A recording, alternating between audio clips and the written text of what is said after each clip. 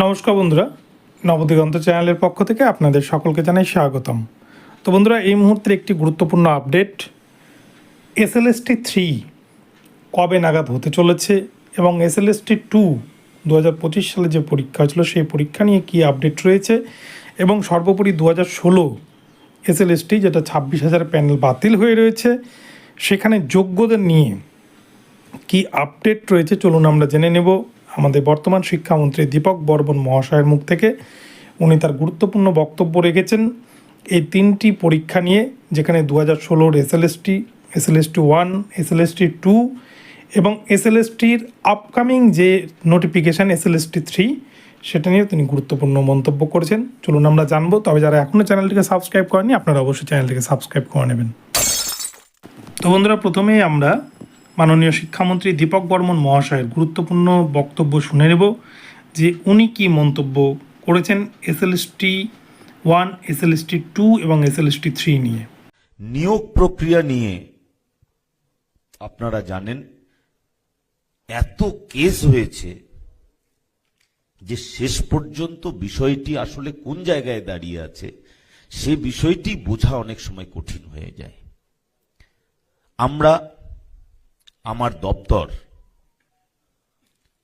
সব দিক বিবেচনা করে এসএসসির আইন,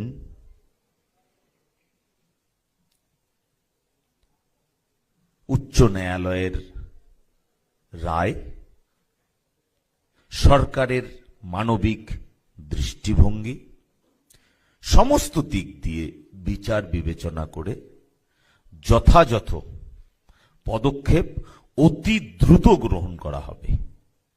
অতি দ্রুত গ্রহণ করা হবে। আমি এই সম্মেলনের মাঝখান থেকেই সকলকে আমি জানাতে চাই যে 2016 SLST, group C, group D, 2025 SLST, এই সমস্ত বিষয়ে আমার এবং আমাদের খুব ভালোভাবে জানা আছে। আপনাদের অনুরোধ করছি পুনরায় এই বিষয় নিয়ে আমার সঙ্গে সাক্ষাৎ, আমার ফোনে বড় বড় মেসেজ, আমার মেইলে অজস্র মেইল আর করবেন না, এই অনুরোধটুকু রাখছি। বিষয়গুলো আমাদের পুরো জানা, কারণ এই বিষয়টি আমার সামনে এখন সবচেয়ে বড় একটি দরজা। এই দরজাটা ভেদ না করলে আমি এর পরের ঘরে আমি যেতে পারছি না, এটাকে আমার ভেদ করতেই হবে। তো সেই কারণে এই দরজা খোলার জন্য আমরা নিরন্তর প্রয়াস করে যাচ্ছি। অনেকেই হয়তো ভাবছেন বিদ্যালয় শিক্ষা দপ্তর নিশ্চুপ হয়ে বসে আছে। আমরা নিশ্চুপ হয়ে বসে নেই।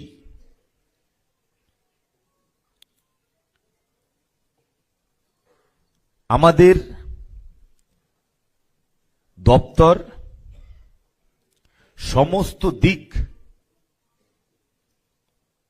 বিবেচনা করেই পদক্ষেপ করছে এবং সম্মানীয় মুখ্যমন্ত্রী শ্রী শুভেন্দু অধিকারী মহাশয় আমাদের দপ্তরের বিষয়ে সমস্ত কিছু খোঁজ খবর তিনি রাখছেন।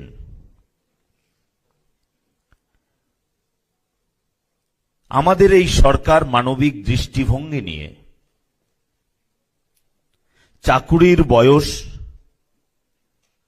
5 বছরের জন্য বাড়িয়েছেন বা একটা শিথিলতা দিয়েছেন, এক্সটেনশন দিয়েছে। যারা সেই বয়সের আছেন, যারা এখনো এসএসসি বসতে পারেননি বা হয়তো বা 15-20 বছর আগে একবার বসেছেন তারপরে আর সুযোগ পাননি, তাদের সকলের কাছে আমার আবেদন, আপনারা পুনরায় প্রস্তুতি নিন।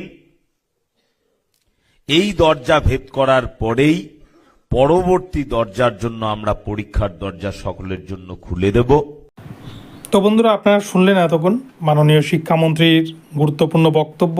তিনি পরিষ্কার জানিয়ে দিলেন SLST 1 এবং SLST 2 নিয়ে যে ঝামেলাটা পাকিয়েছে 2016 SLST 2025 SLST, এই সমস্যাটা মিটে যাওয়ার পরেই কিন্তু SLST 3 নোটিফিকেশন বেরোতে চলেছে এবং যাদের বয়স পার হয়ে গেছে তারাও কিন্তু পরীক্ষাতে বসতে পারছে।